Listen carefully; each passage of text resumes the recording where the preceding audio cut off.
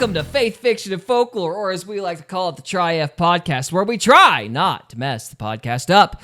And today we are talking about the top 10 Bible lies, where Wes Huff and Michael Knowles are talking about falsities in Scripture. And we're going to see how this goes. We're going to react in real time. We have no idea where this is going to go. This is improv. That's what we're going to call it. Be fun. It's not laziness, it's improv. So, all right, so here we go. All right. Accused of belonging to a church that added books to the Bible. I think it's more complex than that. Augustine considered the larger canon of Scripture, and Jerome considered the shorter canon of Scripture. Does that ever shake your confidence in principle in the inerrancy of Scripture? You know him from bodying heretics on the I'm internet. already annoyed. If you You're don't already know annoyed? Wesley Huff, you certainly should. He is the Central Canada 10 seconds in, we're already arguing about Sola Scriptura. Come on, man. No, I've never been bothered by the fact that some people, like, had other Bible, like, books or books of the Bible or whatever. But we know where those books came from. Like, they're part of, like, Jewish mysticism, Jewish lore. They were written later, you know, like the Maccabees period. Yeah. Like, there were reasons, like, William Lane Craig has a wonderful series on it. The title of it escapes me, but it's Defenders. It's on his channel. And he goes into how the books of the Bible were collected. Put together. So if you want to learn about how the canon of Scripture was decided, go watch William Lane Craig's series on that. He's got a really good series on it. So that's William Lane Craig. His YouTube channel is Reasonable Faith. And the class that he talked about it in is called Defenders. So if you're interested in that subject, go look that up. But for me, I'm much more simplistic. I'm like, yeah, the Catholic Church added books to the Bible to justify some of their doctrines. So, because they had certain sacraments and stuff, alms and whatever that they wanted to set a precedent for. So I'm not particularly bothered by it. And I've researched it before, but it was years ago. So anyway, so let's see what's happening here. Director for Apologetics Canada.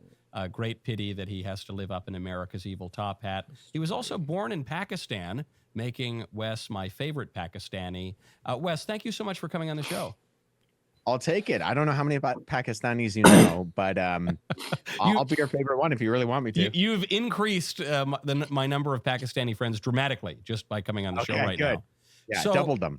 Wes, a lot of people, I think, were first introduced to you because you absolutely destroyed this kind of new agey heretic on the internet. And we don't need to get too into it. It's a magnificent multi-hour His name was Billy Carson. His name was Billy Carson, yep. Conversation that ends in pyrotechnics.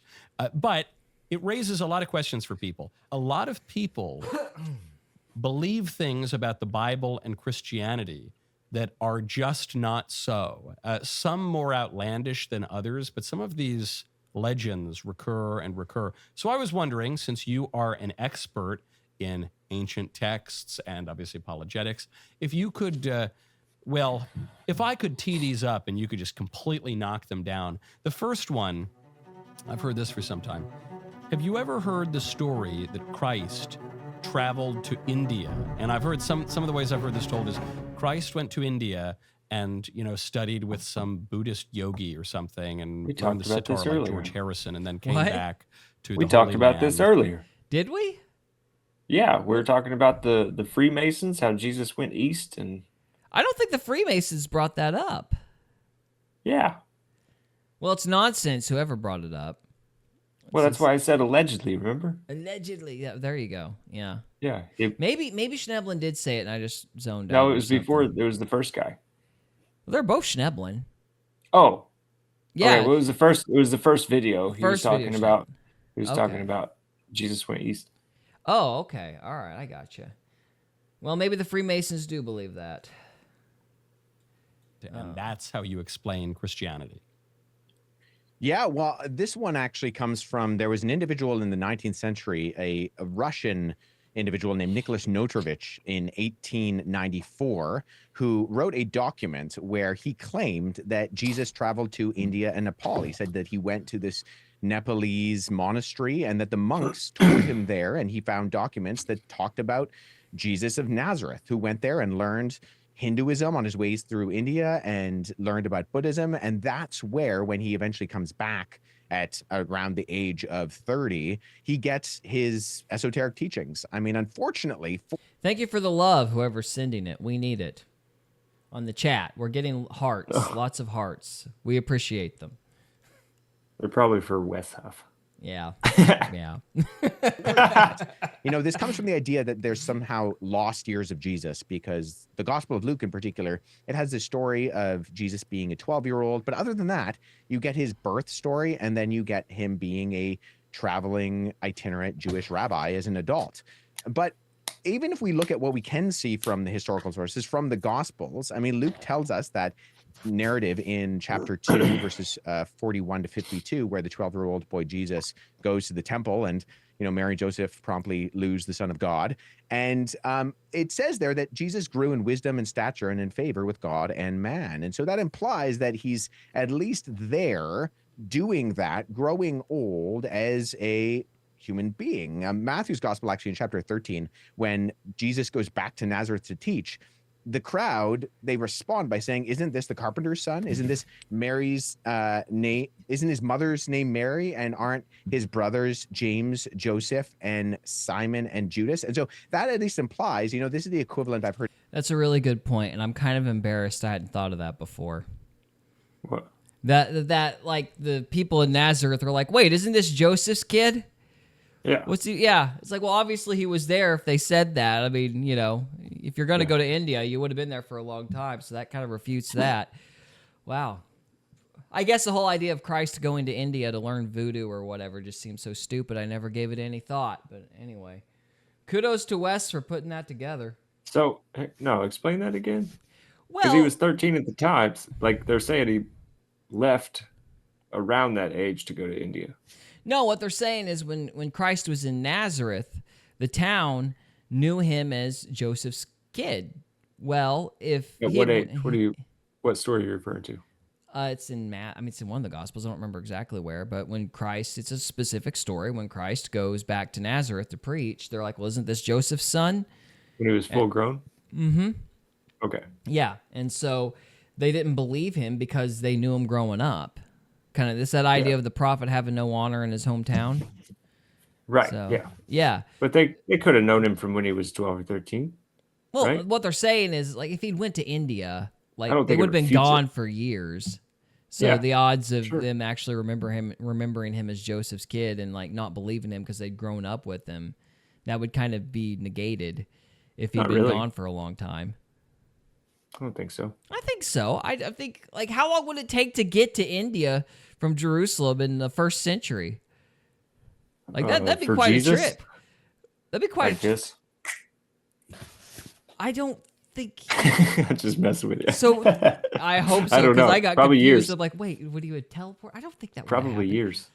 Yeah, it would have been years. It would have been years. They probably wouldn't have remembered him that well if he'd been gone for a super long time. And plus, how long would it have taken for him to learn all the voodoo stuff or whatever? Voodoo, it's Buddha. Buddha. Oh, okay. My mistake. Yeah. Voodoo So- comes from the Moor culture in France, Ah.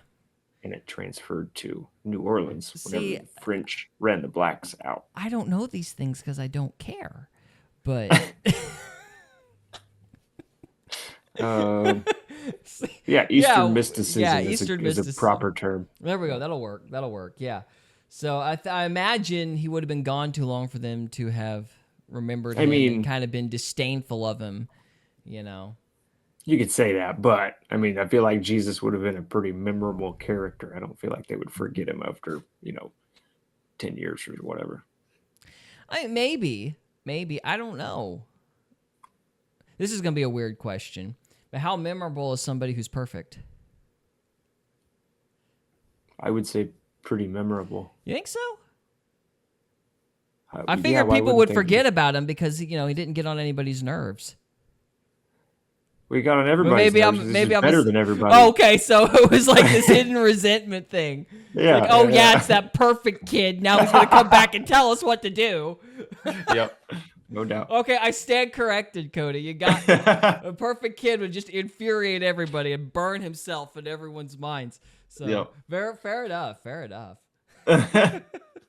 It said of someone saying like, "Hey, isn't this the guy who we went to prom with?" Like they know who Jesus is, right? So they're very familiar with him. So if he had left and become some sort of traveling Jewish sage who learned Buddhism and Hinduism, you wouldn't get this kind of response, because what we see when we eventually do get Jesus as the adult is that he is a first century Second Temple Jewish rabbi. We're not seeing multilingual, cosmopolitan, ecumenist guru. We're seeing what we should see in terms of his teaching and in terms of what exactly fits for the time frame. I guess that's another good point. It's like, name one Eastern concept Jesus would have talked about. Like something that you could identify with the Eastern mysticism. Like you can identify the stuff he was talking about with the Jewish culture, but if he went and taught it, like learned a bunch of Eastern Indian stuff, wouldn't you be able to make comparisons with their works or whatever? Do you know the works? I have no clue. I know that Buddha sat under a tree for a long time. I mean, I do. I shouldn't say I don't know their stuff because I have studied it before. It's just, I mean, how would you compare it if you don't know it? well, that's what I'm saying. I guess I do know it, and it seems to me like the ideas of Eastern Hinduism and Buddhism are antithetical to like the Jewish culture, especially. You know, it's a lot of. I know, but like Jesus ran around telling the Jewish culture they were wrong. About Their the culture was prophecy, wrong. about the messianic prophecy, yes, About and about everything. their understanding about the law. Yeah, but he didn't affirm anything from India. You know what I mean? Well, if he's using different terminology, then it's going to be hard to kind of pick out. I don't think there's there's Will nothing Donahue bridges that comparable. gap pretty well. Will Donahue. There is nothing comparable to the untouchables in Christ's theology, let's say. Like the idea of the untouchables. well, in India, the untouchables are like if you're like a bad person, you're reincarnated as like the lowest social class. And so the people in the upper Oh, the social caste class, system, yeah. the caste system, like there's nothing comparable to that. So, you know, Yeah, in, but in that's Christ's a modern theology, thing that could have happened over the last 2,000 years. is it a modern thing? I was under the impression it wasn't. It's been 2,000 years. I don't know, man. I think that caste system's been around for quite a while.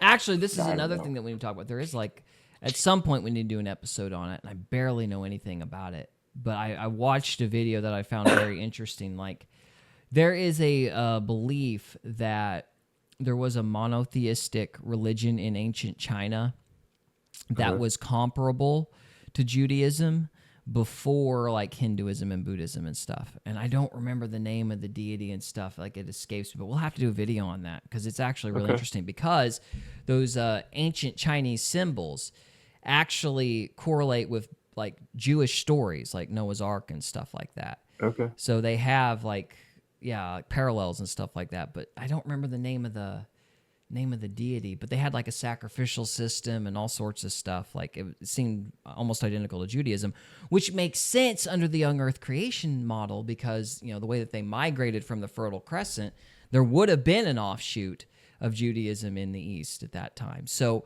yeah, the timelines match up with young earth creationism and like the way that they imagine the migration patterns going. So it's interesting. I'll have to do that. Maybe that's a future I like that. episode. So anyway. Hey, speaking of China, what do you think dragons were real? Yeah. Yeah, me too. I do. Yeah, I think, like, basically, I think dinosaurs lived with people. I think, you know, they've got living dino tissue in some of these fossils. Like, you're not getting living tissue from fossils that are millions and millions of years old. No way. So I think some of these creatures were Carbon alive. doesn't even last more than 12,000 years. I am very out of date on my carbon work, but I imagine you're right. Like, it's... Yeah. Radiometric dating is dumb. But anyway. Yeah, I So, agree. moving on. Indeed. Okay, Trevor asked, how old is young Earth? I don't know. Like the theory of young Earth, I imagine as old as Christianity because there's always been a back and forth Like about whether or 7 not... or 8. Like the theory says the Earth is approximately somewhere between 6,000 to 10,000 years old. depending on how you look at the genealogies in Genesis. But as far as like the theory of young Earth itself and its age, that I don't know. I mean, I would say it would be as old as Christianity, because there's been factions in the group. Some people thinking that the creation story is allegorical, and some people thinking that it's literal. I mean, that's, from what I understand, that debate's as old as Origin. But Yeah. I mean, I don't know, and I have no knowledge about what the like Jewish people before Christianity thought about it and how they interpreted it. I would imagine they interpreted it as literal, considering how seriously they take the genealogies. So, Yeah. I mean, I would say it's as old as the religions themselves, you know? So 6 to 10,000 years would be the short answer. Yep. Jesus is a person of his day in terms of being a first century Jewish individual. He's communicating Jewish things, and his influence is the Hebrew scriptures. And that makes sense. Yes, on the Emmaus Road, I Thank you, Turtle Chief. recall our Lord opening up the scriptures, not the Bhagavad Gita. And Yeah, even, you know, that's right. as you mentioned, you know, Christ grows in wisdom and in stature. He is subject to his mother and stepfather after they find him in the temple. So there's another irony, which is there's a story that St. Thomas the Apostle goes to India. And I've actually been pretty close to where he was. He should have landed down by the tip, and he died in Chennai, India, on the other coast. And I think there's a mountain there, Mount St. Thomas, I believe, where his body supposedly is. And there will be people who question this. They'll say it's so ridiculous to suggest that the Apostle Thomas actually made it all the way to India. But it's not at all ridiculous to suggest that Christ himself, about whose wanderings we know quite a lot more, that he went to India and learned how to become a yogi or whatever, and then came back, and somehow no one knew about this for 1,800 years. If you want to learn how to edit really well from Hey, professional look, Hollywood an editors, ad. we're going to show you the stuff that nobody else is teaching. The next one. The notion that the Genesis creation story is copied word for word from the Enuma Elish. I'm probably mispronouncing that, but this notion that the Genesis story is totally derivative, even I do indeed. from I a do pagan indeed. tradition, and so there's no reason to really give it any credence in a particularly Christian way. Yeah, well, you didn't mispronounce it, so you're not off to a bad start in that regard. All right. But the Enuma Elish it's a Babylonian origin story. And I think that's important to highlight that, Genesis 1 is a creation story. The Enuma Elish is the Babylonian origin story. Now, there's a subtle but important difference there, because the surrounding ancient Near Eastern cultures, they believed that matter in the created order was more or less eternal. And deities come from the creation, whereas in the Bible, creation comes from the one true deity. And that's important to note too, Michael, because the Enuma Elish is polytheistic as its assumption. The idea of a single creator God who not only makes everything, but exists outside of time, matter, and space. That's a feature that separates something like the Enuma Elish and the book of Genesis. And in the Enuma Elish, the slain gods, because there's this big battle, they become things like the earth, and humanity springs from the dead gods. So Tiamat, the sea goddess, is slain by Marduk, and her body is split into two, and half becomes the earth and half becomes the sky. And that humanity is brought forth from the blood of Kwenku, Tiamat's advisor, who also loses the battle along with her. So we also... What a strange decomposition process. But anyway, no, I think that's one thing that's important to understand about the Bible is those first 5 books in particular, and especially the creation story, it's kind of a protest letter against polytheism, because polytheism was the popular religion of the day, and to say God created the heavens and the earth is a pretty definitive statement, and that God made everything, and that didn't come from all these different body parts. I mean, they were writing with the direct purpose, or the author of Genesis was writing with the direct purpose of refuting the pagan cultures around them. So, gotta bear that in mind. So yeah, this idea that it's copied from a pagan work is kind of dumb, because it goes out of its way to refute all that. Mm-hmm. Have no linguistic parallels. So you can see the content is very, very different. And so if we're ascribing a word for word or a plagiarism, I mean, all you have to do is read each text and see, listen, that's not what we're dealing with here. And then if Bad intro. I missed you. I missed you so much. I was predestined to wear a vest today, huh? But I gave up the tie. I gave up the tie and I traded it out for a 70s collar. And I have you to thank, sir. we look at the languages themselves, you know, the Akkadian and the Hebrew of the Enuma Elish, and then Genesis chapter 1, the parallels, such as copying or plagiarizing for something like the Enuma Elish in the Akkadian text, and then the Hebrew Genesis, I don't think evidence literary borrowing, and there are no legitimate connections between the content. So though both are Semitic languages originally as they're written, I don't think we have an issue of causation, right? We have an issue of correlation in sort of broad ideas that are general ancient themes. But in terms of trying to establish a correlation versus causation issue, if we want to say that something like the Enuma Elish is word for word of Genesis, we need to establish a causative link, and we just don't have that. So why would people say this? Is the answer as simple as just sheer ignorance and presumption? Is there any other reason why they would draw this parallel?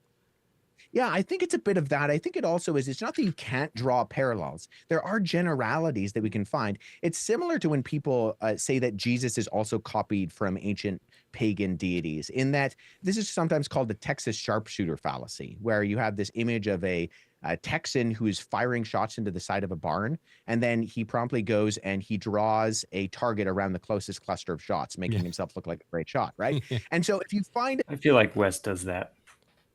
Maybe. We need to... I need to do my refutation, because he has an opinion on Mark 16 I don't like. So I do need to go after Wes Huff at some point, but... I like that he's making fun of Ammon Hillman and Billy Carson, so I enjoy following that. A bad intro said, saw you guys live and want to just say, hey, Wes drives me bananas, so I'll be on in a second. Well, thanks for coming on, man. Hello, and we appreciate you just dropping by. So, and Turtle Chief says, yeah, he is good at huffing. The dad jokes commence. So that's a mess. That's a mess. That's a mess. Yeah, no, I do need to go on to this whole thing with Mark 16. I have some actually very interesting stuff on Mark 16, but yeah. Anyway. All right. Okay. That'd be interesting. He says, I'd be willing to listen to it. Yeah. Bad intro says, haha, enjoy your guys live and come back to the true church. Love you guys. Love you too, man. You have a great night. We'll see ya.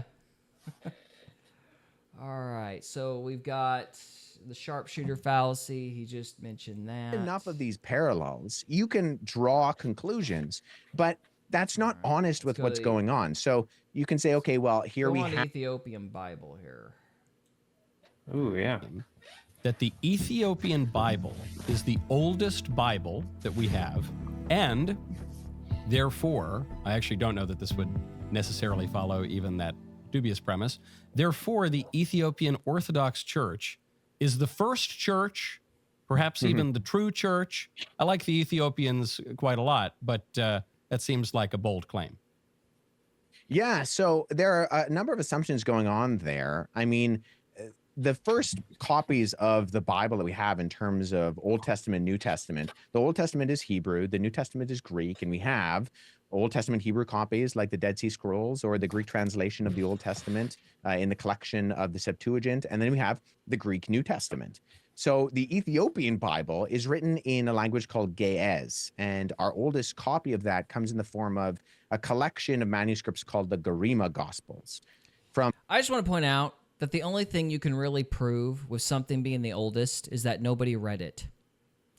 So... just food for thought. I don't think measuring something as the oldest, therefore the best, is a very good criterion. And I think that's one of the major problems with textual criticism. But yeah, I think you have to go with consensus. I don't think you should go with age anyhow. So, yeah, that's fair. Yeah. Potentially as early as the 4th century, but the extant manuscripts go anywhere between the 4th and the 6th centuries. But this is only the 4 Gospels.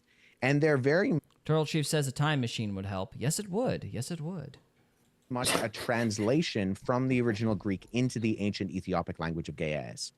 we of course have copies of each individual book of the Bible that exist in independent scrolls and books that predate these by centuries. So both, in the form of the Hebrew Old Testament and even the Greek translation of the Old Testament, and then the Greek New Testament. The earliest copy of a Genesis to Revelation Ethiopian Bible actually comes in the ballpark somewhere between the 14th and 16th centuries. So we're talking AD. Middle Ages. So Not I hear this BC. online. No, I hear this online a lot. I, to be totally honest, don't know where it originated, but there's a picture of an old Ethiopian guy holding what looks like a very, very old manuscript. And then you always see the headlines of, first Bible ever discovered. We actually know the story of how the Ethiopian Bible kind of originated. There is a document that a number of documents actually that tell us that Syrian missionaries brought versions of the Greek translation of the Hebrew Old Testament and other Jewish literature and the Greek New Testament down to Ethiopia into what was then called the Kingdom of Aksum, where it was translated into Ge'ez in and around the 4th century. So we have that cataloged and we can pinpoint where the Ethiopian Bible actually found its inception. And it is very much a translation from the Greek that preexisted it and did preexist it, arguably going back to the originals by the authors we see in our New Testament in the 1st century. Yeah, this one was a bit of a head scratcher when I read it because So of how the is- fact how is that he- I'm certainly not a How is he debunking that claim that that seems pretty legit, translated from Greek in the 4th century? Yeah, I mean, but what's the problem? I think the issue is some of the books of the Bible aren't canon. So it's got some of the Apocrypha Right. books in it, and people kind of Right. bicker about which is the original canon. It made and it which through the isn't. government establishment at the time. Yeah, something like that, yeah. So, but yeah, I mean, there's older stuff, basically. The Greek translations are older, so this anthology, let's say, isn't necessarily a legitimate one because we can figure out where those books were back translated from, I suppose, would be the idea. But yeah, I think it doesn't get too complicated until you start trying to figure out what's apocrypha versus what's apocryphal versus what's canon, if I can talk.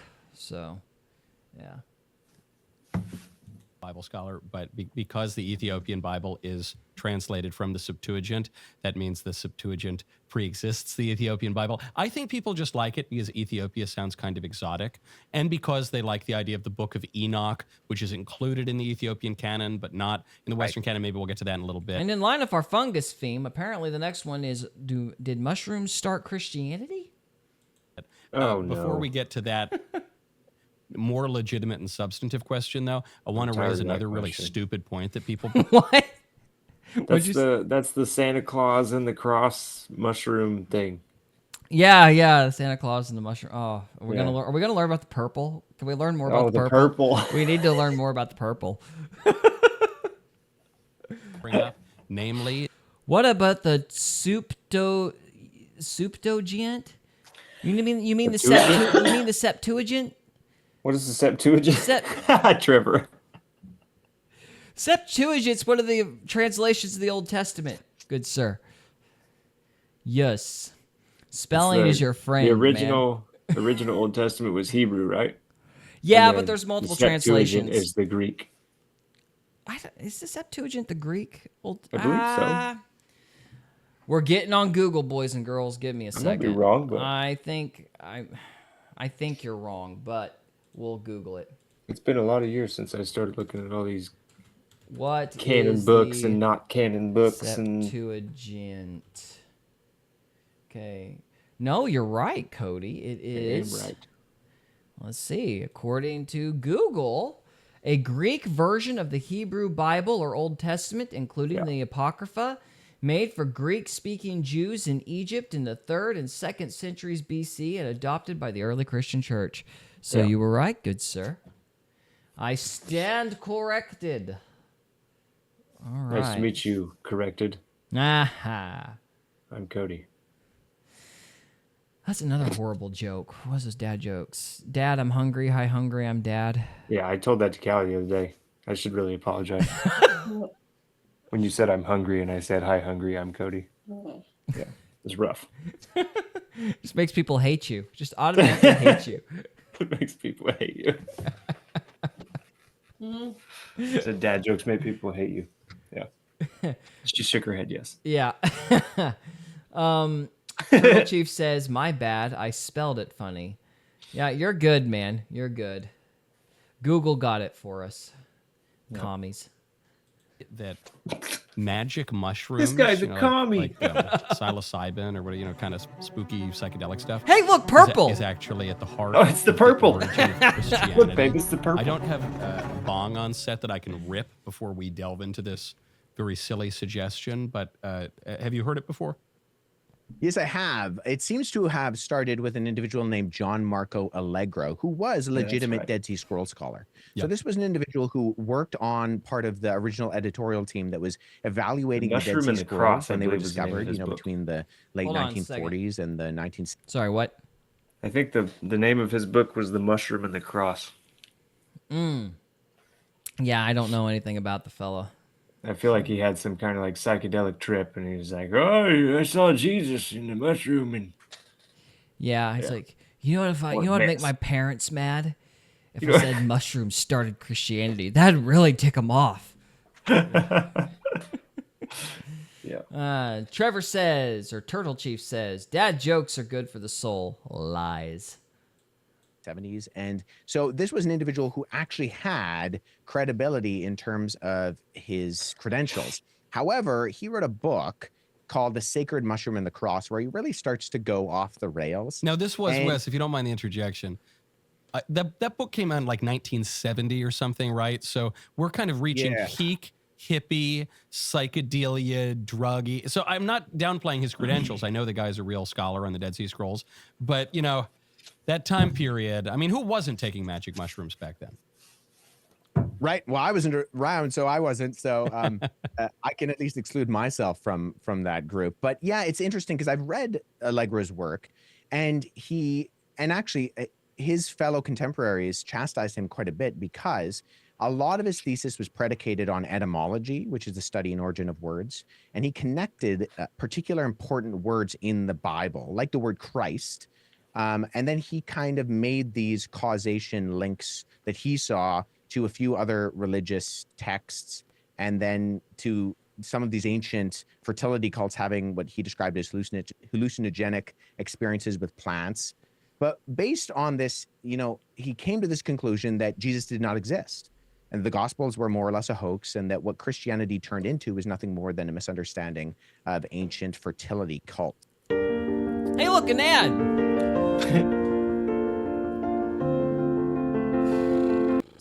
That the object of worship was a psychedelic mushroom. And one thing to keep in mind is that no scholar from any background, now I mean this honestly, religious or secular, either in Allegro's day or now, accepts Allegro's theories and conclusions based on the actual arguments that he makes. And because his theory is fringe, doesn't necessarily mean it's false, right? Okay, correct me if I'm wrong, but it seems a little unlikely that something like mushrooms would create an idea as complicated as Christianity. Seems like mushrooms would be a little chaotic. Am I right in that assumption that mushrooms would make your ideas a little chaotic or a little dark, perhaps? Maybe.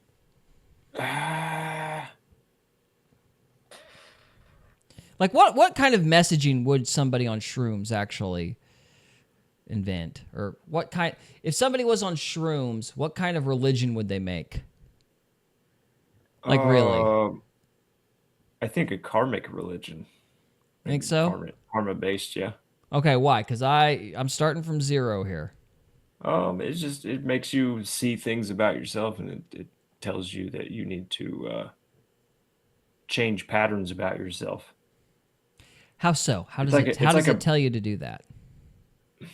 It's a mirror into your soul. I mean, I don't know how to describe it, honestly. Callie, you want to get in here and talk about mushrooms? Was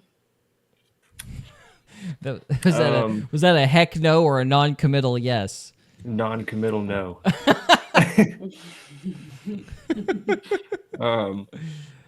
It's like a mirror. Okay. But don't look in the mirror, because that's too much. Let me If you poke. actually look in a mirror on mushrooms, You'll freak yourself out because you can see into your soul. Not your soul. Not everybody feels that. Sounds like she wants to get on and talk. Okay. Well, I'm No, starting I from think- zero. I think that you say things very directly, but that's not for everybody. Okay. Well, let me poke a little bit. Poke away. All right. So wouldn't these ideas regarding mushrooms, wouldn't they be built on presuppositions you already have? Yes. Okay. So where would the religion come from? Like, say you didn't have any presuppositions, say maybe like in that time you had had like the Greek pantheon perhaps. So how would you build a religion like Christianity from the presuppositions of the Greek pantheon using mushrooms? I don't think he would. I think he was mad at religion because his book was written in the 70s. I think he was mad at religion And his mom and dad. and his mom and dad. He needed to forgive his mom and dad. Yes. You need to make up And- with your father. You need to make up with your father. Clean your room. Yeah. Yeah. And then he did mushrooms and he was like, oh, yeah, see, I was right. The mushrooms told me. See, I think, this is my opinion, correct me if I'm wrong. I think the mushrooms make you see a bunch of random crap, and you infer meaning into that based on what you already know about yourself, what you kind of know subconsciously. It's giving could you be a right. visual way to articulate what you already know What you inside. feel. Yeah, what you feel. Like it's a visual way to understand how you feel, like an allegorical way to understand what you feel. Yeah. That'd be And my- sometimes your feelings are not true. That's true, But yeah. then you could totally read into something like the mushroom and the cross. Yeah, there you go. There you go. Oops. Oops. Accidentally wrote a whole book on nothing. Pretty much. All right. Well, I'm going to skip ahead from this topic because I think that's pretty self-explanatory. Let's see. After that, we've got originally taught reincarnation. I think we'll stop after this one, but I would like Okay. to do this one next week because there are some other questions that we kind of come up across quite a bit. You got the Catholics added books, Protestants removed books, the Emerald tablets. We got to learn more about the Emerald tablets, man. We just keep going on about those. And let's see what else. Jesus was a copy of pagan gods. I've heard that from Bart Ehrman. Preborn, that's an ad for a charity that I would recommend, by the way. And then the Trinity was invented. I think you and I could go back and forth for a while on that one. And then Jesus, the story of Jesus and the woman caught in adultery is not found in the oldest. Yeah, I could go on that one. Yeah. I'd say we just hit that reincarnation. Yeah, and maybe we'll Oh, pick up the good. rest of these because there's some good questions in here I'd like to talk about, and this would be a good springboard for them. So we'll hit this. We'll hit the rest of this next week. So All right. well, let's end with the reincarnation question. Reincarnation. Not resurrection, but reincarnation. There's some theory floating around that the early church taught reincarnation, but that this truth of the faith was condemned at the Second Council of Constantinople in the 6th century. I was not there at the council. I don't think reincarnation was condemned there because I don't think it was ever taught in the first place. Correct me if I'm wrong. No, you're right. It is an interesting accusation because we know approximately what the Second Council of Constantinople was. It was called for the goal of doubling down on the Chalcedonian Creed, which affirmed dogmatically that Jesus was both fully God and fully man, combating the heresy of Nestorianism, which taught that Jesus' divinity and humanity were separate and that Jesus was actually comprised of two separate persons, the human Jesus and the divine Logos. And so you would first have to establish that something like reincarnation was even on the table for this conversation. And also you have to account for all of the manuscripts of the Bible that predate the 6th century and would not have been known at that time, because we have copies of, say, the Gospel of John, the Gospel of Matthew, certainly all of the Pauline epistles that were buried in places like Egypt and Syria hundreds of years before the Council of Constantinople ever happened. So if we're pulling out a doctrine, we really have to ascribe some sort of almost omnipotent ability for the individuals at this time to go find these manuscripts, alter them, put them back in the sand for us to find, in the 19th century, and date them to that time and do this systematically throughout all of the ancient world. And I think this brings up an interesting point, Michael. These types of accusations, reincarnation not being compatible with historical Christianity or ancient Judaism aside, what this assumes is impossible, because we know from the dissemination of how the Christian documents were copied and then spread throughout the ancient world that it negated any one group or one person controlling the text of those documents at any one point in time for this exact reason, because the early Christians were very eager to get these documents in the hands of people.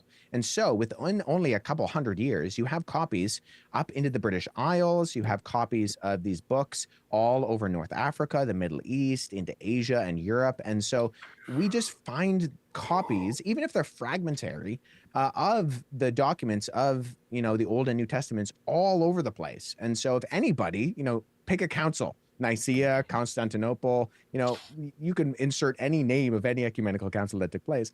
If you want to say that they did something in terms of editing a doctrine or a concept, you have to account for Christians writing in previous centuries, Right. the manuscripts of the Bible, and it's an impossibility.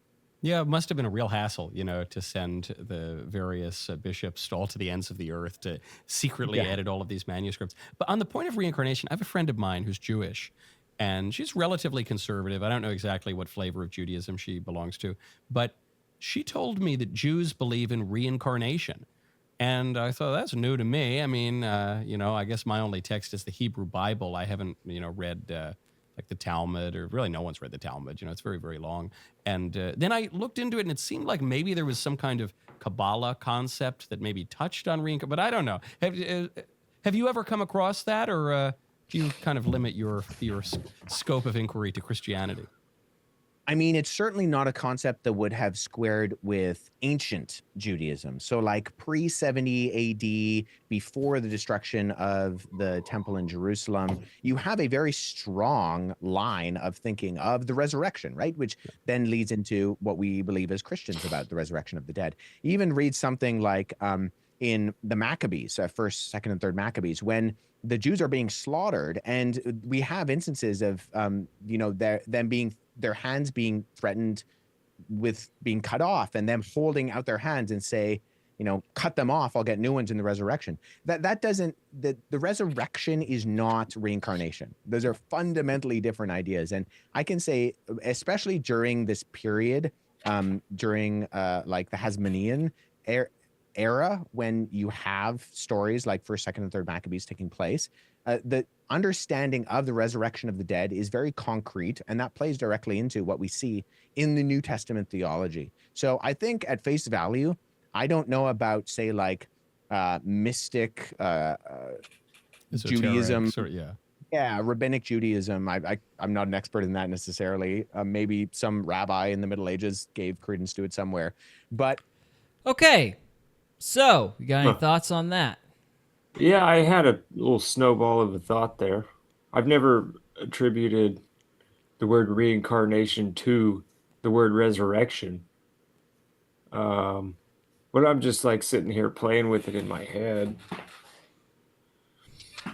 I mean, I find, is it Revelation where all the dead people get up out of the graves and... Is that right? Not quite, no, but they do get up out of the grave. They are resurrected, yes. See, to me, that would make more sense if it was like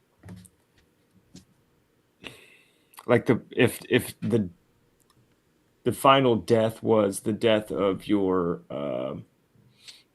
lineage, like if the demons won with your lineage, Okay. they killed you off, like that's the dead, and so they are brought back in another person. That would make more sense to me than, the zombie thing that you get the picture of when you read that. Well, I never got the zombie picture, but I will say this. I mean, when you talk about people getting up out of their graves, that's what comes in my brain. I'm just saying. I would imagine them fully restored, but okay. No, I don't believe in the reincarnation concept myself, but I'm not saying I believe that. I was just like I said, I've never heard that those two words interchanged. I've never heard of anybody like conflating those two terms. Yeah. Yeah. I do have a question, like, what does the Bible mean about John the Baptist being the new Elijah, though? Like, Right. I mean, if reincarnation were to be a concept, I would find it there, but I don't think that's what the Bible means. But my question is, well, what does it mean then when it calls John the Baptist like Elijah? So Yeah. I've always kind of been a little curious about that. That's all I can think of. Yeah. I mean, I've never thought of anything else. Yeah, about so if somebody more studious than myself has an answer to that, I'm all ears. But Maybe we should hit up old Wes Huff. yeah, there we Hey, go. Wes, explain. Yeah, but no, I mean, I don't buy it myself, but I do wonder what they meant about, John the Baptist being the new Elijah and everything. So, Yeah. I think we're going to stop it there for this Okay. evening. Yeah. I would like to continue this video, though, actually, because there are some Sure. concepts that, I mean, I need to pull up some sources and stuff, particularly on the woman caught in adultery one, but I have thoughts on that subject. So Yeah. we'll pick this one up next week. Cody, got any final thoughts? I don't think so, man. It's been a good episode. I really appreciate everybody coming in and hanging out. Yeah, So, I do as well. So, all right, I guess we're going to call it a night. So this is the final episode of the evening. So with all that said, guys, thank you so much for watching. We'll see you in the next one. See you guys. We hope you enjoyed this episode of Faith, Fiction, and Folklore. If you did, we would love it if you would subscribe to us on YouTube or follow us on Rumble. We can also be found on X, Instagram, and Facebook. And we are available on Spotify, Apple Podcasts, Amazon Music, and iHeartRadio. Thank you again very much for listening, and we'll see you next time.